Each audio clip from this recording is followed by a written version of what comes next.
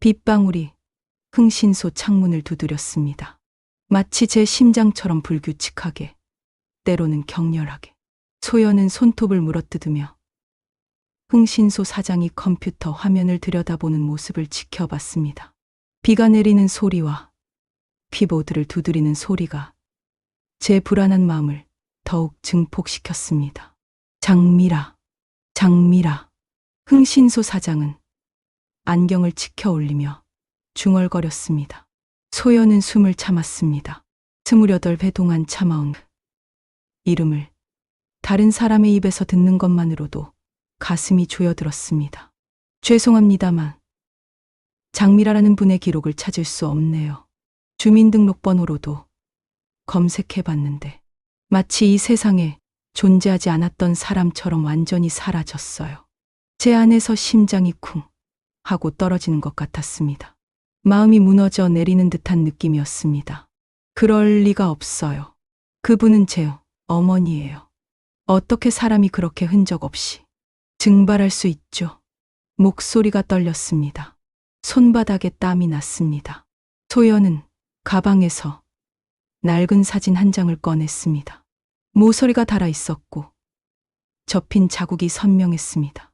그만큼 자주 꺼내보았다는 증거였죠. 이 사람이에요. 제발 다시 한 번만 찾아봐 주세요. 흥신소 사장은 사진을 받아들었습니다. 환한 미소를 짓고 있는 젊은 여자와 그녀의 무릎에 앉아있는 6살 아이의 모습. 소연은 그 사진을 볼 때마다 목이 메었습니다. 행복했던 시절의 마지막 증거였으니까요. 정말 죄송합니다. 더 찾아보겠지만 가능성이 기박해요. 어쩌면 이름을 바꾸셨을 수도 있고. 소연은 고개를 저었습니다. 비가 세차게 내리기 시작했습니다.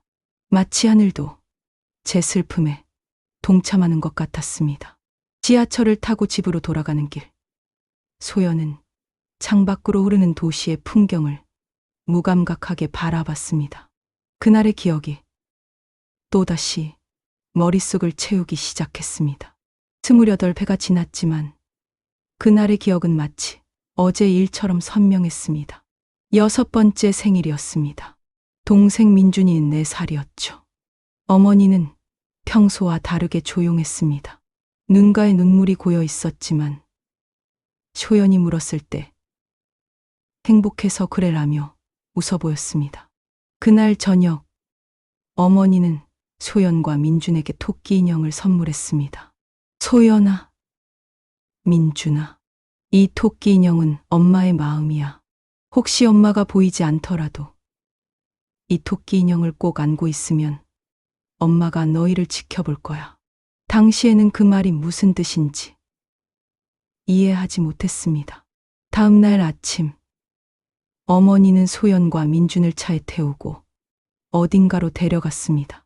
그곳은 신성고아원이었습니다. 소연아, 내가 동생을 잘 돌봐줘야 해. 약속해 줄래? 어머니의 목소리가 떨렸습니다. 그때 소연은 뭔가 이상하다고 느꼈습니다. 가슴 한 구석이 시리게 아팠습니다. 엄마, 어디 가요? 우리도 같이 가요? 소연이 어머니의 옷자락을 붙잡았습니다. 민준이도 울기 시작했습니다. 그러나 어머니는 소연의 손을 부드럽게 떼어내며 말했습니다. 소연아, 엄마가 너무 사랑해. 민준이도 꼭 다시 만날게. 그리고 어머니는 등을 돌렸습니다. 소연은 필사적으로 뛰어가 어머니의 다리를 붙잡았습니다. 엄마, 가지 마세요. 제발. 순간 어머니의 눈에서 눈물이 흘러내렸습니다. 그녀는 무릎을 꿇고 소연의 얼굴을 양손으로 감싸 안았습니다. 소연아, 미안해. 정말 미안해. 그리고 그녀는 일어나 빠르게 걸어갔습니다. 소연은 문이 닫히는 소리를 들었습니다. 그 소리가 제 어린 세계를 완전히 바꿔놓을 줄은 몰랐습니다. 누나, 우리 언제 엄마 만나요? 민준이의 질문에 소연은 대답을 피했습니다. 고아원에서의 첫 날은 지옥 같았습니다. 민준이는 밤새 울었고 소연도 마찬가지였습니다. 하지만 소연은 동생 앞에서 울지 않으려 노력했습니다. 곧 만날 거야. 엄마가 약속했잖아. 그런 날들이 일주일이 되고, 한 달이 되고, 1년이 되었습니다. 어머니는 돌아오지 않았습니다. 소연의 마음속에는 서서히 분노가 자라났습니다. 민준이는 여전히 어머니를 기다렸지만 소연은 더 이상 기다리지 않기로 했습니다. 소연아, 오늘은 좋은 소식이 있어. 너와 민준이를 입양하고 싶어하는 가족이 왔단다. 원장 선생님의 말에 소연은 고개를 저었습니다. 눈빛이 차갑게 변했습니다. 저희는 입양 안 갈 거예요. 엄마가 돌아오실 거니까요. 하지만 소연아, 이건 정말 좋은 기회야. 김 선생님 가족은 정말 좋은 분들이셔. 싫어요. 소연은 소리를 질렀습니다. 어린 나이였지만 아이의 눈빛에는 강한 의지가 담겨 있었습니다. 손이 떨렸습니다. 그 순간 소연은 결심했습니다. 어떻게든 민준이와 함께 있을 것이고 어머니가 돌아올 때까지 기다릴 것이라고. 그날 이후 소연은 문제아가 되었습니다. 입양 면접에 나가며 일부러 버릇없이 굴었고 말대답도 했습니다. 동생 민준이와 떨어지지 않기 위해서였습니다. 하지만 사실 그것은 어머니에 대한 분노의 표현이기도 했습니다. 소연아, 왜 그렇게 행동하니? 좋은 가족을 만날 기회를 왜 거부하는 거니? 원장 선생님이 안타까운 표정으로 물었습니다. 저한테는 가족이 있어요. 민준이와 엄마. 목소리가 떨렸습니다. 눈물이 그녀의 뺨을 타고 흘러내렸습니다. 그럼 엄마는 왜 우리를 여기 두고 갔을까? 원장 선생님의 질문에 소연은 대답하지 못했습니다. 그저 주먹을 꽉 쥐었을 뿐입니다. 마음속으로는 이미 알고 있었습니다. 어머니는 돌아오지 않을 것이라고. 하지만 그 사실을 인정하는 순간 무너질 것 같았습니다. 고아원에서의 시간은 느리게 흘렀습니다. 소연은 14살이 되었고 민주는 12살이 되었습니다. 그동안 소연은 문제아라는 딱지를 떼지 못했습니다. 하지만 민준이는 달랐습니다. 그는 밝고 착했습니다. 여전히 어머니의 토끼 인형을 품에 안고 잠들었습니다. 누나, 오늘 꿈에서 엄마 봤어. 민준이가 아침에 눈을 비비며 말했습니다. 소연은 가슴이 아팠습니다. 민준이는 여전히 어머니를 그리워했습니다. 그래, 어떤 꿈이었는데? 소연은 억지로 미소를 지었습니다. 민준이의 마음을 아프게 하고 싶지 않았습니다. 엄마가 우리한테 오는 꿈이었어. 울면서 미안하다고 했어. 근데 엄마 얼굴에 상처가 있었어. 소연은 숨을 깊게 들이마셨습니다. 민준이의 꿈, 이야기가 가슴을 찔렀습니다. 어쩌면 그녀도 여전히 어머니를 그리워하고 있을지도 모른다는 생각이 들었습니다. 하지만 그 마음을 인정하지 않았습니다. 인정하는 순간 무너질 것 같았으니까요. 민준아, 그건 그냥 꿈이야. 엄마는 우리를 버렸어. 소연의 목소리가 떨렸습니다. 민준이는 고개를 저었습니다. 아니에요. 누나, 엄마는 우리를 사랑해. 꼭 다시 만날 거야. 민준이의 순수한 믿음 앞에서 소연은 아무 말도 할 수 없었습니다. 그저 민준이를 꼭 안아주었을 뿐입니다. 마음속으로는 엄마는 돌아오지 않을 거야 라고 생각했지만 동생의 희망을 꺾고 싶지 않았습니다. 18살이 되자 소연은 고아원을 떠나야 했습니다. 민준이와 함께요. 작은 원룸을 얻어 살기 시작했습니다. 소연은 주중에는 카페에서 아르바이트를 하고 저녁에는 편의점에서 일했습니다. 민준이는 고등학교에 다니면서 주말에 신문 배달을 했습니다. 가난했지만 둘은 서로를 의지하며 살았습니다. 소연에게 민준이는 전부였습니다. 유일한 가족이자 살아가는 이유였습니다. 누나, 나 대학 갈 수 있을까? 민준이가 숙제를 하다 문득 물었습니다. 소연은 밥을 짓다 멈추고 민준이를 바라봤습니다. 민준이의 눈에는 간절함이 담겨 있었습니다. 당연하지. 내가 있잖아. 걱정 마. 민준아. 소연은 미소 지었지만 속으로는 어떻게든 돈을 마련해야 해라는 생각으로 가득 찼습니다. 그날 밤 소연은 더 많은 아르바이트를 찾아보았습니다. 민준이의 꿈을 위해서라면 무슨 일이든 할 수 있었습니다. 그렇게 하루하루를 버티며 살았습니다. 소연은 어머니에 대한 생각을 밀어냈습니다. 하지만 가끔, 아주 가끔은 어머니가 그리워졌습니다. 특히 힘든 날, 지친 밤에는 더욱 그랬습니다. 엄마, 왜 우리를 버리셨어요? 소연은 어두운 밤, 혼자 있을 때만 속삭였습니다. 그 외로움과 그리움은 곧 분노로 변했습니다. 그래야만 견딜 수 있었으니까요. 그렇게 소연의 마음은 단단한 벽을 쌓았습니다. 누구도 쉽게 들어올 수 없는 벽을. 그녀에게 세상은 민준이와 둘뿐이었습니다. 그리고 그녀는 평생 그렇게 살 것이라고 생각했습니다. 하지만 운명은 그녀에게 다른 계획을 가지고 있었습니다. 버스를 기다리며 소연은 발끝으로 바닥을 톡톡 두드렸습니다. 몸이 저절로 움직였습니다. 그녀도 모르게 몸이 리듬을 만들어내곤 했습니다. 오늘도 3군데 일자리를 뛰어야 했습니다. 아침 카페, 오후 서빙, 밤 편의점. 민준이의 대학 등록금을 모으려면 쉴 수가 없었습니다. 저분, 혹시 무용을 하시나요? 갑작스러운 목소리에 소연은 깜짝 놀랐습니다. 옆에 서 있던 중년 남성이 미소를 지으며 소연을 바라보고 있었습니다. 소연은 경계심이 올라왔습니다. 낯선 남자가 말을 걸어올 때마다 본능적으로 몸이 긴장했습니다. 아니요. 그냥 서 있었을 뿐인데요. 소연은 차갑게 대답했습니다. 하지만 남자의 표정은 진지했습니다. 방금 무의식적으로 보여준 동작이 꽤 인상적이었습니다. 제 이름은 김도현입니다. 서울 현대무용단의 안무가죠. 도현은 명함을 내밀었습니다. 소연은 의심스러운 눈으로 명함을 받아들었습니다. 서울 현대무용단 수석 안무가 김도현. 명함은 진짜처럼 보였습니다. 네. 그런데 저는 무용 같은 거 해본 적 없어요. 소연의 목소리가 조금 누그러졌습니다. 도연의 눈빛에는 진심이 담겨 있었습니다. 당신의 몸이 자연스럽게 만들어내는 움직임이 특별합니다.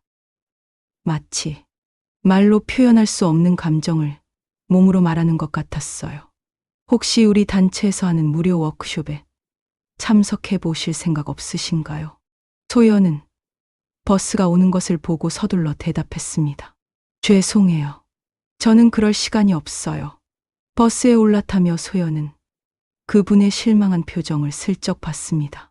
버스 창문을 통해 그가 여전히 같은 자리에 서 있는 것을 보았습니다. 소연은 이상하게 가슴이 조여오는 것을 느꼈습니다. 마치 중요한 무언가를 놓친 것 같은 기분이었습니다. 누나, 이건 뭐야? 민준이 테이블 위에 놓인 명함을 집어들었습니다.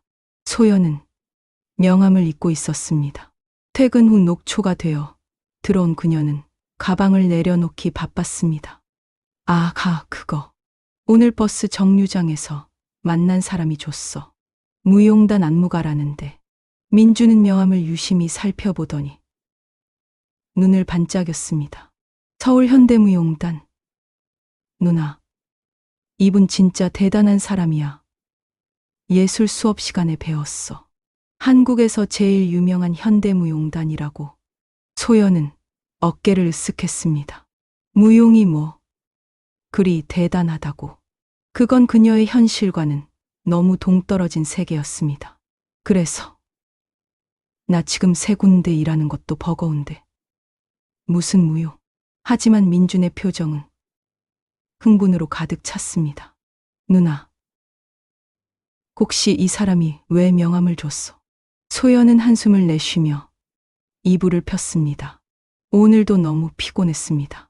몸이 저절로 움직였다나, 특별하다나, 그런 말을 하더라고. 무료 워크숍에 오라고 했는데, 당연히 거절했지. 민준의 눈이 더 커졌습니다. 그는 소연의 손을 잡았습니다. 누나, 가봐. 제발. 이런 기회 흔치 않아. 소연은 민준의 얼굴을 빤히 쳐다봤습니다. 동생의 눈에는 순수한 열정이 담겨 있었습니다. 왜 그렇게 좋아하는데? 나 지금 일하기도 바쁜데. 민준은 소연의 어깨를 꼭 잡았습니다. 목소리가 진지했습니다. 누나는 항상 나한테만 신경 쓰잖아. 한 번도 누나가 좋아하는 걸 해본 적 없잖아. 이번엔 누나를 위한 일을 해봐. 제발. 응. 소연의 눈시울이 뜨거워졌습니다. 민준의 말이 가슴 깊숙이 파고들었습니다. 그녀는 언제부터 자신의 꿈을 포기하고 살았을까요? 꿈이라는 것이 있었기는 했나요? 내가 무용이라니. 말도 안 돼. 하지만 그녀의 목소리에는 의심이 스며들기 시작했습니다. 민주는 그 틈을 놓치지 않았습니다. 한 번만 가보자. 경험 삼아. 나쁠 거 없잖아. 서울 현대무용단 연습실은 소연이 상상했던 것보다 훨씬 평범했습니다. 넓은 거울과 나무 바닥, 그리고 20명 정도의 사람들이 모여 있었습니다. 소연은 문 앞에서 망설였습니다. 심장이 빠르게 뛰었습니다. 내가 왜 여기 왔지? 되돌아갈까 생각하는 순간 김도연 안무가는 그녀를 발견했습니다. 아, 오셨군요. 정말 기쁩니다. 안무가 선생님의 환한 미소의 소연은 어색하게 고개를 숙였습니다. 구석에 가만히 앉아서 구경만 하려 했지만 김도연 안무가는 그녀를 원 안으로 이끌었습니다. 오늘은 자신의 감정을 몸으로 표현하는 연습을 할 겁니다.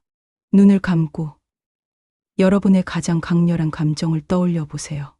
슬픔, 기쁨, 분노, 무엇이든 좋습니다. 그리고 그 감정이 몸을 어떻게 움직이게 하는지 느껴보세요. 소연은 눈을 감았습니다. 이건 정말 바보 같아. 그렇게 생각했지만 음악이 흐르기 시작하자 그녀의 몸이 저절로 반응했습니다. 머릿속에 어머니의 모습이 떠올랐습니다. 왜 우리를 버렸어? 그 질문이 그녀의 가슴을 파고들었습니다. 분노가 치밀어 올랐습니다. 그리고 몸이 움직이기 시작했습니다.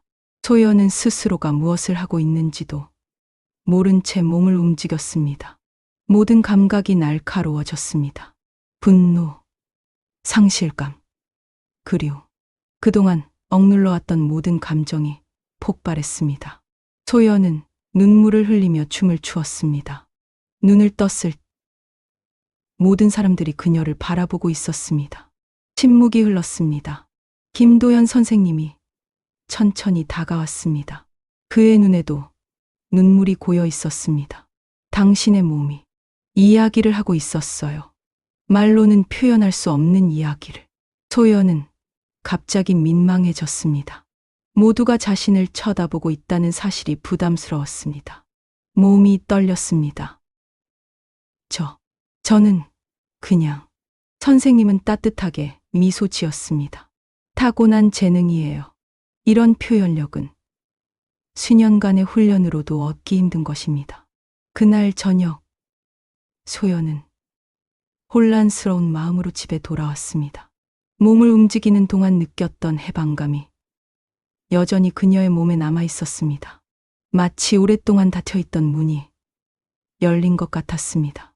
어땠어, 누나? 민준이 기대에 찬 눈으로 물었습니다. 소연은 무슨 말을 해야 할지 몰랐습니다. 그날의 경험은 말로 설명하기 어려웠습니다. 그냥 이상했어. 내 몸이 마음대로 움직이는 것 같았어. 민주는 흥분한 표정으로 소파에 앉았습니다. 그게 바로 재능이잖아. 누나, 계속 가봐. 내가 이것저것 찾아봤는데 서울 현대무용단은 신인 발굴 프로그램도 있다는데. 소연은 고개를 저었습니다. 가슴 한구석이 따뜻해지는 것을 느꼈지만 현실은 냉혹했습니다. 민준아, 우리 현실을 봐. 내가 어떻게 그런 걸 할 시간이 있겠어. 그때 전화벨이 울렸습니다. 소연은 모르는 번호를 의심스럽게 바라보다 전화를 받았습니다. 여보세요? 소연 씨. 김도연입니다. 오늘 워크숍에서 보여주신 재능이 놀라웠습니다. 저희가 특별 장학생 프로그램을 운영하고 있는데 소연 씨에게 기회를 드리고 싶습니다. 소연의 심장이 빠르게 뛰었습니다. 장학생. 그녀가? 그게 무슨 의미인가요? 일주일에 3번 전문 트레이닝을 받을 수 있고 기본적인 생활비도 지원됩니다. 물론 천천히 생각해 보셔도 좋습니다만. 소연은 민준을 바라봤습니다. 동생의 눈에는 한번 해봐 라는 메시지가 담겨 있었습니다. 생각해 볼게요. 전화를 끊고 소연은 깊은 한숨을 내쉬었습니다. 오랫동안 꿈꾸지 않았던 그녀에게 갑자기 찾아온 기회였습니다. 불안했습니다. 두려웠습니다. 하지만 동시에 가슴 깊은 곳에서 작은 희망의 불씨가 타오르기 시작했습니다. 일주일 후 소연은 결국 선생님의 제안을 받아들였습니다. 카페 아르바이트는 계속하되 다른 일은 줄이고 훈련에 집중하기로 했습니다. 처음에는 모든 것이 어색했습니다. 자신의 몸을 의도적으로 움직이는 것이 낯설었습니다. 하지만 음악이 흐르고 감정이 올라오기 시작하면 그녀의 몸은 마치 다른 사람의 것처럼 자유롭게 움직였습니다. 소연 씨의 춤은 마치 상처받은 영혼의 비명 같아요. 김도연 선생님이 연습이 끝난 후 조용히 말했습니다. 소연은 그 말에 가슴이 철렁 내려앉았습니다. 그녀의 춤이 과거의 상처를 드러내고 있다는 사실이 두려웠습니다. 그게 좋은 건가요? 선생님은 진지하게 고개를 끄덕였습니다. 진정한 무용은 기교가 아니라 진실에서 나옵니다. 소연 씨는 자신도 모르게 진실을 춤추고 있어요. 그 말이 소연의 마음을 뒤흔들었습니다. 춤은 그녀에게 단순한 움직임이 아니었습니다. 그것은 말로 표현할 수 없었던 그녀의 내면을 드러내는 방법이었습니다. 아픔도, 분노도, 그리움도 모두 춤으로 표현할 수 있었습니다. 누나, 이 소식 들었어.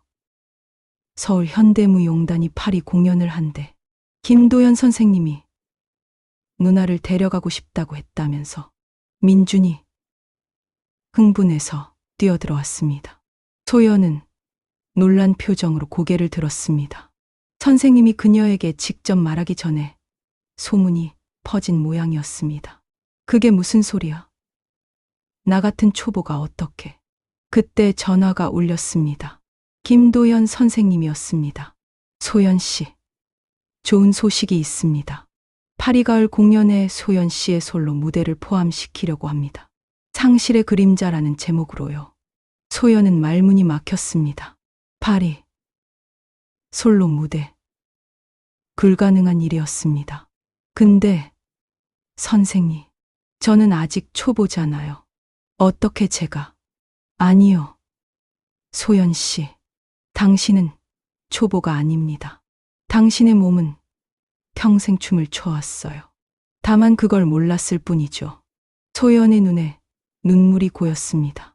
선생의 말은 그녀의 가슴 깊은 곳을 건드렸습니다. 그녀는 춤을 통해 자신을 발견하고 있었습니다. 어쩌면 평생 감춰왔던 진짜 자신을. 그리고 동생분도 함께 가면 어떨까요?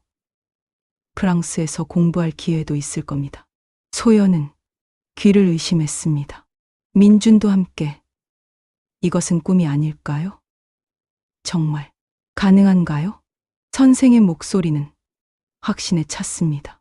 소연 씨의 재능을 세계에 보여줄 시간입니다. 전화를 끊고 소연은 민준을 바라봤습니다. 그의 눈에는 기대와 기쁨이 가득했습니다. 누나, 팔이라니. 진짜 꿈 같아. 소연도 웃음을 터뜨렸습니다. 인생에서 처음으로 무언가를 시작하는 설렘을 느꼈습니다. 춤은 그녀에게 새로운 세계를 열어주고 있었습니다. 하지만 동시에 불안함도 밀려왔습니다. 과연 자신이 해낼 수 있을까? 상처와 아픔을 온전히 마주할 수 있을까? 그날 밤, 소연은 오랜만에 어머니의 얼굴을 떠올렸습니다. 그리고 처음으로 분노 대신 다른 감정이 스며들었습니다. 엄마, 나 이제 제 길을 찾은 것 같아요. 민준과 함께 파리로 떠나기로 한 소연. 그녀는 알지 못했습니다. 이 여정이 그녀를 어머니에게 한 걸음 더 가까이 데려갈 것이라는 사실을. 인천국제공항에 도착 게이트를 빠져나오는 순간 소연의 가슴이 묘하게 조여왔습니다. 5년 만의 귀국이었습니다. 파리에서의 화려한 무용 경력, 세계적인 명성, 그 모든 것을 잠시 뒤로 하고 그녀는 고향으로 돌아왔습니다. 민준이 그녀의 손을 꼭 잡았습니다. 누나, 괜찮아? 소연은 억지로 미소를 지었습니다. 괜찮을 리가 없었습니다. 이곳은 그녀의 상처가 시작된 곳이었으니까요. 5년 전, 그녀는 김도연 선생님님의 제안으로 파리로 떠났습니다. 그곳에서 그녀는 상실의 그림자라는 작품으로 큰 성공을 거두었고, 이제는 세계적인 현대무용가가 되었습니다. 민준도 파리 대학에서 공부하며 그녀의 곁을 지켰습니다. 괜찮아. 그냥 오랜만이라 그래. 택시를 타고 서울 시내로 향하는 동안 소연은 창밖을 바라보았습니다. 모든 것이 변해 있었습니다. 높은 빌딩들, 화려한 간판들. 하지만 그녀의 기억 속 아픔은 전혀 변하지 않았습니다. 누나, 먼저 호텔에 가서 쉴까? 아니면. 소연은 깊은 숨을 들이마셨습니다. 지금이 아니면 용기를 내지 못할 것 같았습니다. 지금 바로 가보자. 우리가 살던 곳. 택시는 서울 외곽의 낡은 주택가에 멈춰 섰습니다. 소연은 천천히 차에서 내렸습니다. 다리가 떨렸습니다. 28년 전, 그녀가 6살이었을 때 어머니와 함께 살았던 곳이었습니다. 그곳에서 마지막으로 어머니를 받고 그 다음날 고아원으로 끌려갔습니다. 여기가 맞나? 소연은 혼란스러운 표정으로 주변을 둘러봤습니다. 모든 것이 너무 달라져 있었습니다. 기억 속의 작은 주택 단지는 이제 중간 크기의 아파트 단지로 변해 있었습니다. 뭔가 이상해. 민준이 주변을 둘러보며 말했습니다. 소연은 주변 슈퍼마켓으로 향했습니다. 가게 주인은 70대쯤 되어 보이는 노인이었습니다. 저기요. 혹시 이 동네에 오래 사셨나요? 노인은 안경을 고쳐 쓰며 소연을 바라봤습니다. 30년 넘게 살았지. 무슨 일이오? 소연의 심장이 빠르게 뛰었습니다. 이분이라면 무언가 알고 있을지도 모릅니다. 제가 어릴 때 여기 살았는데 이 자리에 있던 주택들은 어떻게 된 건가요? 노인의 표정이 어두워졌습니다. 그는 무거운 한숨을 내쉬었습니다. 아, 그 사건 말이오. 25년 전쯤 가스 폭발 사고가 있었어. 주택 5채가 완전히 불타버렸지. 그 후에 다 재건축했어. 소연의 얼굴에서 핏기가 싹 가셨습니다. 가스 폭발. 그녀는 어머니가 그들을 고아원에 맡긴 바로 다음 날 그런 일이 있었다는 것을 처음 알았습니다. 혹시 장미라라는 사람 아세요? 그때 여기 살았던. 노인은 눈을 가늘게 뜨고 소연을 자세히 바라봤습니다. 장미라. 아, 그 예쁘장한 아가씨 말이오. 2아이를 키우던. 소연의 심장이 멎는 것 같았습니다. 숨이 가빠졌습니다. 네, 맞아요. 그분이 제 어머니예요. 아시나요? 어디 계신지. 노인은 고개를 저었습니다. 눈빛이 슬픔으로 가득 찼습니다. 사고 당시 그 집도 가스 폭발로 타버렸어. 사람들은 그녀가 죽었다고 생각했지. 시신은 못 찾았지만 소연은 다리에 힘이 빠졌습니다. 민준이 재빨리 그녀의 팔을 잡아주었습니다. 소연의 온몸이 떨렸습니다. 어머니가 죽었다고? 그럼 왜 그들을 고아원에 맡긴 걸까요? 마치 무언가를 예감했던 것처럼. 그런데 몇 년 후 이상한 소문이 돌았어. 누군가 장미라를 봤다고 하더군. 얼굴에 화상 자국이 있었지만 분명히 그녀였다고. 소연의 눈에 눈물이 고였습니다. 감정이 복잡하게 얽혔습니다. 분노, 혼란, 슬픔, 그리고 희미한 희망까지. 어머니가 살아있을지도 모른다는 생각에 가슴이 뛰었습니다. 하지만 동시에 더 큰 분노가 치밀어 올랐습니다. 만약 살아있었다면 왜 그들을 찾지 않았을까요? 더 아는 것이 있으신가요? 제발. 노인은 안타까운 표정으로 고개를 저었습니다. 미안하오. 그게 다야.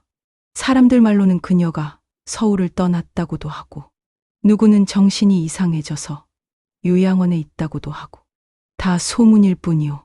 소연은 무거운 발걸음으로 슈퍼마켓을 나왔습니다. 민준이 그녀의 어깨를 감싸 안았습니다. 누나. 소연은 눈물을 참으며 고개를 저었습니다. 아마 죽었을 거야. 이제 더 이상 찾지 말자. 하지만 그녀의 마음 한구석에서는 여전히 어머니가 살아있다는 희미한 희망이 자리 잡고 있었습니다. 국립극장의 분장실에서 소연은 거울 앞에 앉아 깊은 숨을 내쉬었습니다. 오늘 밤은 그녀의 한국 첫 공연이었습니다. 상처를 춤추다라는 제목의 솔로 작품이었습니다. 어머니에 대한 그녀의 복잡한 감정을 춤으로 승화시킨 작품이었죠. 5분 전입니다. 소연 씨. 스태프의 목소리에 소연은 고개를 끄덕였습니다. 그녀는 검은 의상을 입고 무대 뒤로 향했습니다. 민준이 그녀를 응원하듯 엄지손가락을 치켜 세웠습니다. 누나. 모든 감정을 쏟아내버려. 누나의 춤은 언제나 진실하니까. 소연은 미소 지었습니다. 민준은 언제나 그녀에게 힘이 되어 주었습니다. 이제 민준도 스물여섯. 훌륭한 음악 작곡가로 성장했습니다. 그는 소연의 작품에 음악을 만들어주기도 했습니다. 무대 조명이 켜지고 소연은 깊게 숨을 들이마셨습니다. 음악이 흐르기 시작했습니다. 그녀의 몸이 움직이기 시작했습니다. 분노, 상실, 외로움, 그리움, 모든 감정이 그녀의 움직임에 녹아들었습니다. 소연은 춤을 출 때만큼은 완전히 자유로웠습니다. 모든 가면을 벗고 모든 방어벽을 내려놓고 그저 순수한 감정으로 춤을 추었습니다. 공연의 절정에 다다랐을 때 소연의 시선이 객석의 한 지점에 고정되었습니다. 그녀의 몸이 얼어붙었습니다. 세 번째 줄, 오른쪽에서 네 번째 자리. 그곳에 한 여성이 앉아 있었습니다. 얼굴 오른쪽에 화상 자국이 있는 중년 여성. 소연의 심장이 멎는 것 같았습니다. 그 여자는 어머니였습니다. 나이가 들었지만 틀림없었습니다. 소연은 그 자리에 그대로 얼어붙었습니다. 음악은 계속 흘렀지만 그녀는 더 이상 움직일 수 없었습니다. 마치 시간이 멈춘 것 같았습니다. 관객들이 불안한 표정으로 서로를 바라보기 시작했습니다. 무대 뒤에서 김도연 선생님이 걱정스러운 표정으로 소연을 바라봤습니다. 하지만 소연은 여전히 그 여자에게서 눈을 떼지 못했습니다. 갑자기 여자가 자리에서 일어났습니다. 그리고 소연과 눈이 마주쳤습니다. 그 순간 소연은 확신했습니다. 그녀가 장미라, 소연의 어머니라는 것을. 엄마. 소연의 입에서 작은 소리가 새어 나왔습니다. 그 순간 여자는 급하게 자리를 떠났습니다. 소연은 본능적으로 그녀를 쫓기 시작했습니다. 무대에서 뛰어내려 객석으로 달려갔습니다. 관객들은 놀란 표정으로 그녀를 바라봤습니다. 기다려요. 제발. 소연은 여자의 뒤를 쫓아 극장 밖으로 나갔습니다. 하지만 여자는 이미 택시를 타고 사라진 후였습니다. 소연은 무릎을 꿇고 그 자리에 주저앉았습니다. 온몸이 떨렸습니다. 눈물이 그녀의 뺨을 타고 흘러내렸습니다. 소연 씨, 무슨 일이에요? 선생님이 그녀의 뒤를 쫓아 나왔습니다. 하지만 소연은 대답할 수 없었습니다. 그저 멍하니 택시가 사라진 방향을 바라볼 뿐이었습니다. 엄마였어요. 소연은 호텔 방에 누워 천장을 바라봤습니다. 완전히 망친 공연. 하지만 그녀는 그런 것에 신경 쓸 겨를이 없었습니다. 그녀의 머릿속은 오직 한 가지 생각뿐이었습니다. 어머니가 살아있다. 그리고 내 공연을 보러 왔다. 문이 열리고 민준이 들어왔습니다. 그의 얼굴은 걱정으로 가득 차 있었습니다. 누나, 괜찮아? 선생님이 상황을 설명해 줬어. 무슨 일이 있었던 거야? 소연은 천천히 자리에서 일어났습니다. 그녀의 눈에는 이상한 빛이 깃들어 있었습니다. 민준아, 엄마를 봤어. 민준의 얼굴이 창백해졌습니다.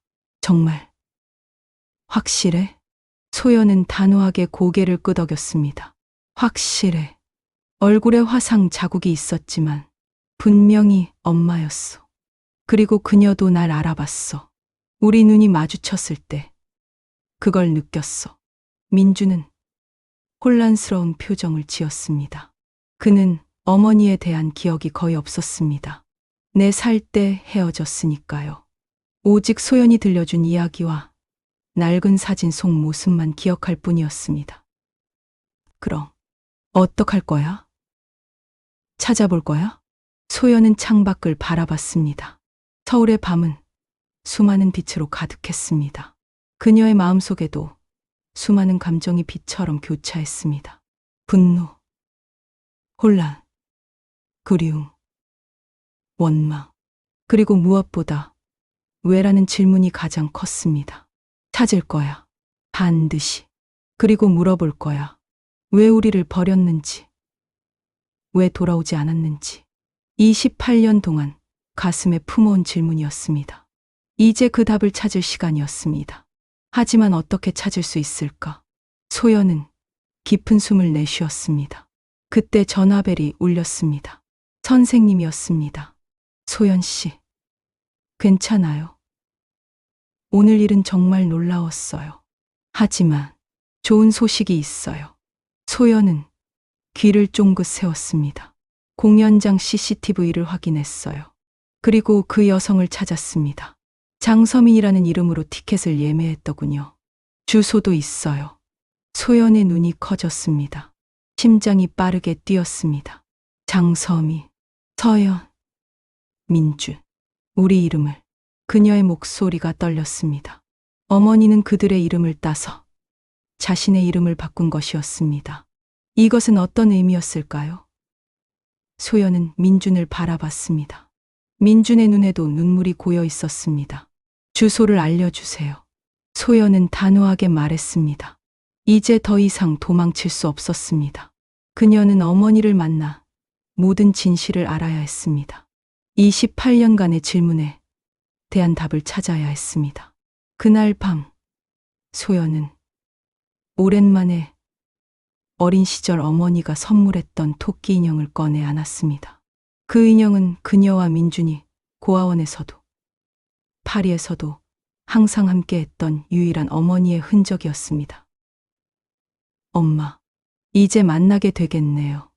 소연의 눈에서 뜨거운 눈물이 흘러내렸습니다. 그것이 분노의 눈물인지 그리움의 눈물인지 그녀도 알 수 없었습니다.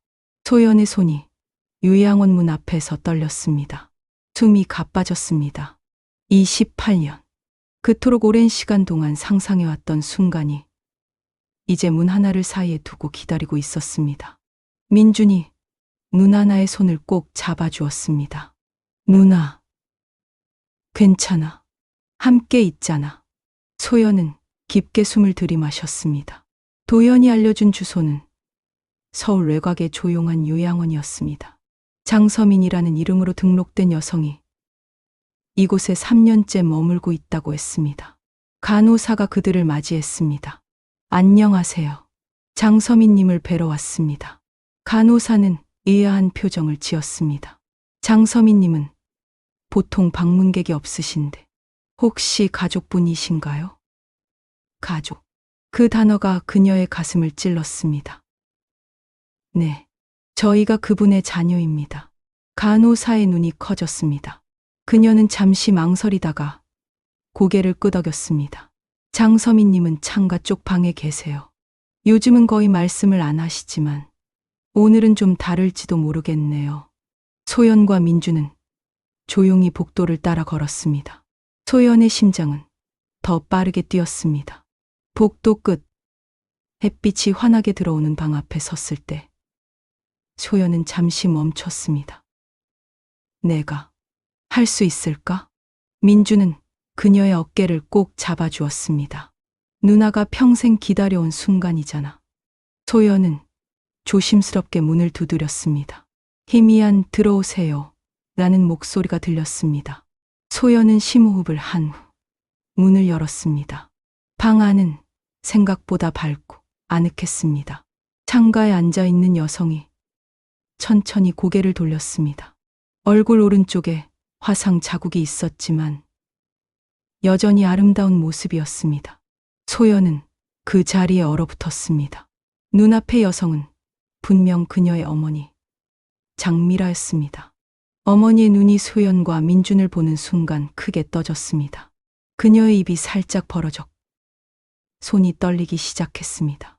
소연아, 민준아. 목소리는 속삭임처럼 작았지만 그 안에 담긴 감정은 거대했습니다. 소연은 숨을 쉴 수 없었습니다.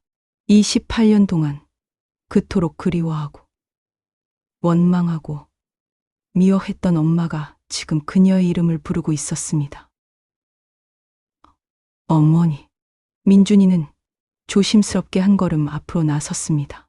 그의 눈에는 호기심과 그리움이 가득했습니다. 민준이는 어머니에 대한 기억이 거의 없었지만 소연이 들려준 이야기와 낡은 사진을 통해 어머니의 존재를 그리워해왔습니다. 소연은 여전히 그 자리에 서 있었습니다. 온갖 감정이 파도처럼 그녀를 덮쳤습니다. 분노, 슬픔, 그리움, 혼란. 어떤 말을 해야 할지 알 수 없었습니다. 왜? 간신히 그 한마디가 소연의 입에서 새어나왔습니다. 그녀의 눈에 눈물이 고였습니다. 왜 우리를 버렸어요? 왜 돌아오지 않았어요?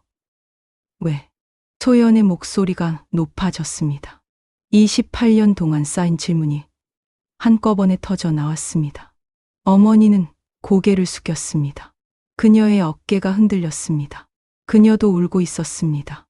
미안해. 정말 미안해. 그 말은 소연의 분노에 불을 지폈습니다. 미안하다고요?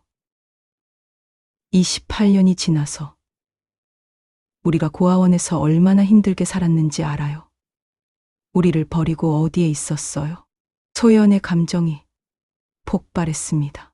그녀는 모든 것을 쏟아내고 싶었습니다. 모든 아픔, 모든 외로움, 모든 상처를. 그때 민준이 조용히 소연의 팔을 잡았습니다. 누나, 일단 이야기를 들어보자. 소연은 깊은 숨을 들이마셨습니다.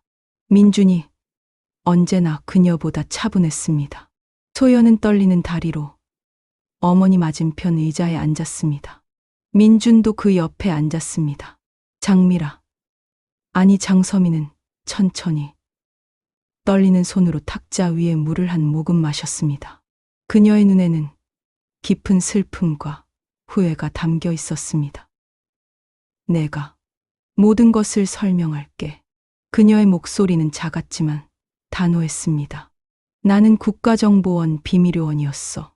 소연은 눈을 크게 떴습니다. 민준도 놀란 표정이었습니다. 그들은 어머니의 직업이 평범한 은행원이라고 알고 있었습니다. 국정원이요.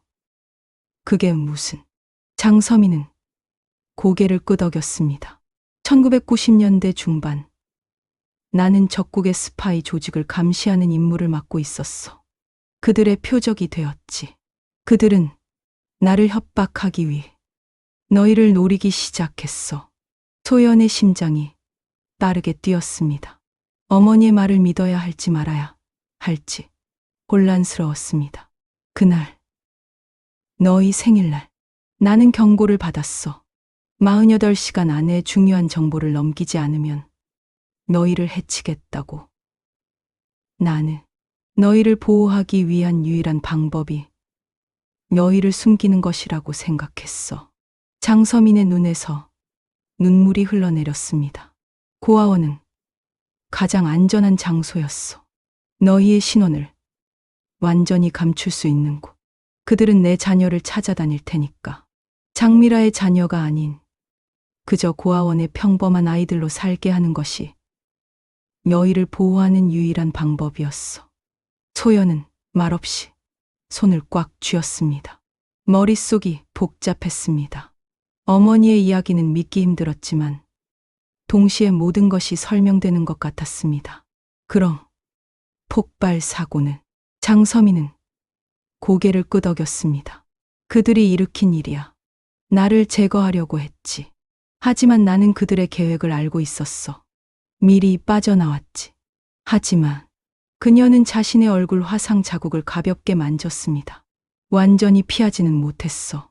그날 밤 나는 공식적으로 사망했어. 새로운 신분으로 살아가기 시작했지. 장서민이라는 이름으로. 너의 이름을 따서. 민준의 눈에 눈물이 고였습니다. 그는 어머니의 손을 잡았습니다. 왜 그 후에 저희를 찾아오지 않으셨어요? 장서민은 고통스러운 표정을 지었습니다. 너희를 지켜보고 있었어. 멀리서. 너희가 안전하길 바라면서. 하지만 나와 가까이 있는 것은 여전히 너희에게 위험했어. 그들은 나를 계속 쫓고 있었으니까. 너희가 고아원에서 나와 독립할 때까지 기다렸어. 그리고 너희가 서로를 의지하며 잘 살아가는 모습을 보고 내가 끼어들면 다시 위험해질까 봐 두려웠어. 소연은 고개를 저었습니다. 눈물이 뺨을 타고 흘러내렸습니다. 그래도 한 번이라도 설명해 주셨어야 했어요. 우리는 버림받았다고 생각하며 살았어요. 장서민의 눈에도 눈물이 가득 찼습니다. 소연아, 내가 얼마나 너희를 보고 싶었는지 몰라. 매일 밤 너희 생각에 울었어. 하지만 너희를 위험에 빠뜨릴 수는 없었어. 그들이 완전히 제거되기 전까지는. 소연은 고개를 들었습니다. 그럼 이제는. 장서민은 작게 미소 지었습니다. 이제는 안전해. 그 조직은 5년 전 완전히 와해됐어. 하지만 그때는 너희가 이미 프랑스로 떠난 후였지. 소연아, 너는 세계적인 무용가가 되었더구나. 그리고 민준이는 음악가가 되었고 그녀의 목소리에는 자부심이 묻어났습니다. 어떻게 아셨어요? 민준이 물었습니다. 장서민은 쓸쓸하게 웃었습니다. 너희의 모든 것을 알고 있었어. 너희의 성장 과정, 성공, 모든 것. 너희에 대한 기사를 모두 모았고 공연 영상도 볼 수 있는 건 다 봤어. 심지어 그녀는 침대 옆 서랍을 열었습니다. 그 안에는 낡은 신문 기사들, 소연의 공연 포스터, 민준이의 음악 앨범 CD들이 가득했습니다. 이건. 소연은 말문이 막혔습니다. 어머니가 그들을 멀리서나마 항상 지켜보고 있었다는 사실이 그녀의 마음을 흔들었습니다. 그럼 왜 이제서야 나타나신 거예요? 왜 제 공연에 오셨어요? 장서민은 창 밖을 바라봤습니다. 의사가 내게 시간이 얼마 남지 않았다고 했어. 난 후회 없이 떠나고 싶었어. 그래서 용기를 내서 내 공연을 보러 갔지. 단 한 번만이라도 가까이서 너희를 보고 싶었어. 시간이 얼마 남지 않았다고. 소연의 가슴이 찢어지는 듯한 아픔을 느꼈습니다. 28년이라는 시간을 잃고 이제 다시 어머니를 잃게 된다니. 민준이가 조용히 일어나 어머니를 꼭 안았습니다. 그의 어깨가 흔들렸습니다. 엄마, 우리가 있잖아요. 이제 함께 할 수 있어요. 장서민은 놀란 표정으로 민준을 바라봤습니다. 그리고 조심스럽게 그를 안아주었습니다. 그녀의 눈에서 눈물이 흘러내렸습니다. 민준아, 너는 여전히 착하구나. 내가 이렇게 자라줘서 고마워. 소연은 그 모습을 바라보며 복잡한 감정에 휩싸였습니다. 분노, 슬픔, 그리고 용서. 아직은 아니었습니다. 하지만 그녀의 마음 한구석에서 작은 이해의 씨앗이 자라기 시작했습니다. 어머니는 그들을 보호하기 위해 그들을 포기한 것이었습니다. 그것이 옳은 선택이었는지는 모르겠지만 적어도 어머니는 그들을 버린 것이 아니었습니다. 그녀도 고통 속에서 살아왔습니다. 소연은 천천히 일어나 어머니와 민준에게 다가갔습니다. 그녀의 다리가 떨렸습니다. 어머니는 긴장한 표정으로 소연을 바라봤습니다. 그녀의 눈에는 두려움과 희망이 교차했습니다. 소연아. 소연은 어머니 앞에 멈춰 섰습니다. 그녀의 눈에서 뜨거운 눈물이 흘러내렸습니다. 아직 다 용서하지는 못했어요. 하지만 소연은 천천히 손을 내밀었습니다. 어머니의 손을 잡았습니다. 그 손은 따뜻했습니다. 어린 시절 기억 속의 그 손이었습니다. 시간이 필요해요. 하지만 다시 시작할 수 있을 것 같아요. 장서민의 얼굴에 안도의 미소가 번졌습니다. 그녀는 소연의 손을 꼭 잡았습니다. 그것만으로도 충분해. 소연아, 내게는 그것만으로도 충분해. 세 사람은 함께 울었습니다. 28년의 상처와 그리움, 오해와 아픔이 눈물을 타고 흘러내렸습니다. 그것은 아직 완전한 화해는 아니었지만 새로운 시작이었습니다. 소연은 민준과 함께 어머니를 안았습니다. 이상하게도 마음이 가벼워지는 느낌이었습니다. 마치 오랫동안 짊어졌던 무거운 짐을 내려놓은 것 같았습니다. 엄마, 우리가 데리고 갈게요. 함께 지낼 거예요. 민준의 단호한 목소리에 엄마는 놀란 표정을 지었습니다. 정말 괜찮겠니? 소연은 깊은 숨을 내쉬었습니다. 이 결정이 쉽지 않다는 것을 알았습니다. 하지만 더 이상 과거에 묶여 살 수는 없다는 것을 느꼈습니다. 그리고 어쩌면 용서는 그녀 자신을 위한 것일지도 모른다는 것을. 네, 함께 지내요. 우리. 장서민의 눈에 감사와 사랑의 빛이 빛났습니다. 햇살이 창문을 통해 쏟아져 들어와 세 사람을 따뜻하게 감쌌습니다. 마치 새로운 시작을 축복하는 것처럼. 아침 햇살이 소연의 아파트 창문으로 부드럽게 스며들었습니다. 소연은 천천히 눈을 떴습니다. 어제의 일이 꿈이 아니었음을 깨닫는 데는 몇 초가 걸렸습니다. 그녀는 침대에서 일어나 거실로 향했습니다. 그곳에는 어머니가 앉아 있었습니다. 장서민은 조용히 창밖을 바라보고 있었습니다. 그녀의 얼굴에 난 화상 자국이 아침 햇살에 더 선명해 보였습니다. 소연은 잠시 그 모습을 바라봤습니다. 어머니의 옆모습은 여전히 아름다웠습니다. 소연은 부엌으로 가서 커피를 준비했습니다. 어머니와 함께 아침을 맞이하는 것은 28년 만의 일이었습니다. 소연은 커피 2잔을 들고 거실로 돌아왔습니다. 조심스럽게 커피잔을 어머니에게 건넸습니다. 고마워. 장서민은 따뜻한 미소를 지었습니다. 그녀의 손이 소연의 손과 살짝 스쳤습니다. 그 순간 소연의 안에서 무언가가 파도처럼 밀려왔습니다. 기억의 파편들.